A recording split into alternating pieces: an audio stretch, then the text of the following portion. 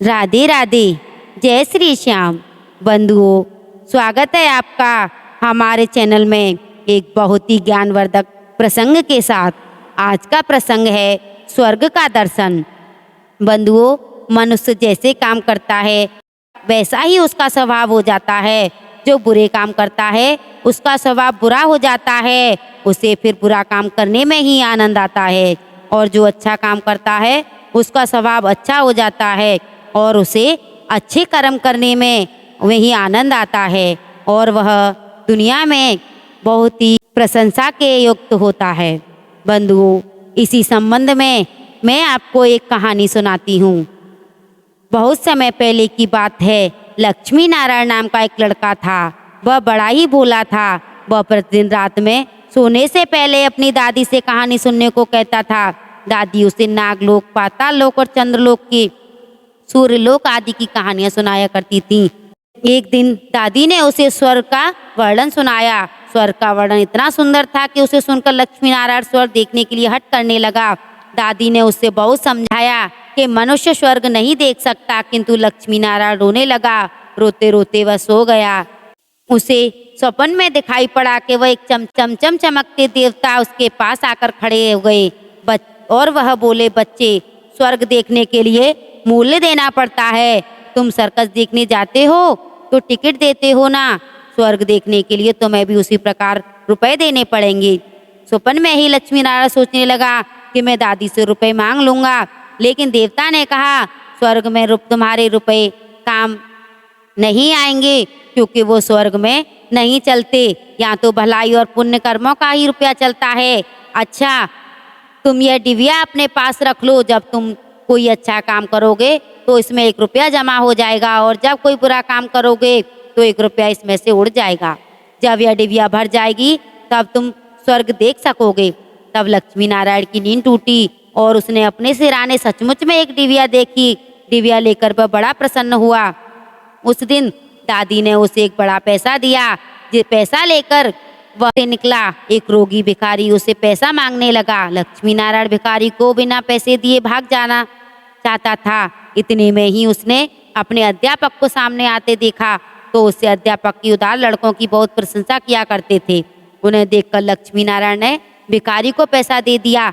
अध्यापक ने उसकी पीठ ठोकी और प्रशंसा की। घर लौटकर लक्ष्मी नारायण ने वह डिबिया खोली, किंतु वह खाली पड़ी थी। यह बात से लक्ष्मी नारायण को बहुत दुख हुआ। वह रोते रोते सो गया। सपने में उसे वही देवता दिखाई पड़े और बोले, तुमने अध्यापक से प्रशंसा पाने के लिए पैसा दिया था, तो प्रशंसा मिल गई, अब रोते क्यों हो? किसी लाभ की आशा से जो अच्छा काम किया जाता है वह तो व्यापार है, वह पुण्य थोड़ी है। दूसरे दिन लक्ष्मी नारायण को उसकी दादी ने 2 आने पैसे दिए। पैसे लेकर उसने बाजार जाकर 2 संतरे खरीदे। उसका साथी मोतीलाल बीमार था।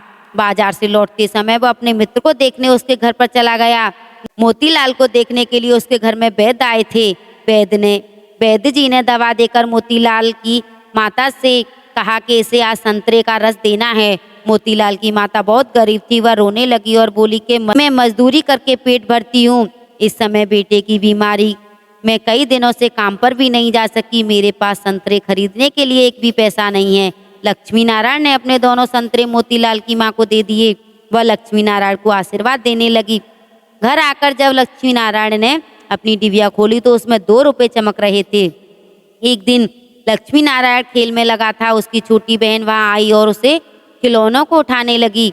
लक्ष्मी नारायण ने उसको रोका। जब वह नहीं मानी तो उसने उसे पीट दिया। बेचारी रोने लगी। इस बार उसने डिबिया खोली तो देखा कि पहले से जो पैसे इकट्ठे किए हुए थे वह उसमें से उड़ चुके हैं।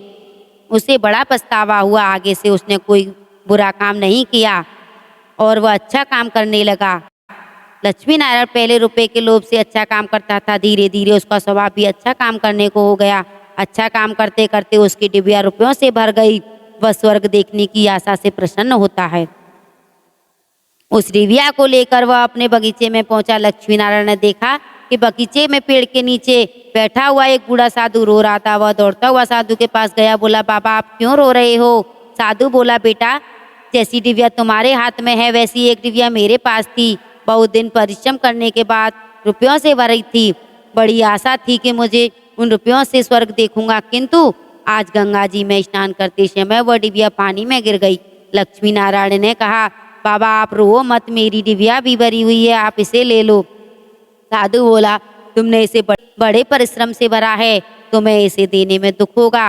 लक्ष्मी नारायण ने कहा, मुझे दुख नहीं होगा बाबा, मैं तो लड़का हूँ, मुझे अभी पता नहीं कितने दिन जीना है, मैं तो ऐसी कई डिबिया रुपए इकट्ठे कर सकता हूँ। आप बुढ़े हो गए हो, आप अपनी दूसरी डिबिया पता नहीं भर पाओगे या नहीं, मेरी डिबिया ले लीजिए।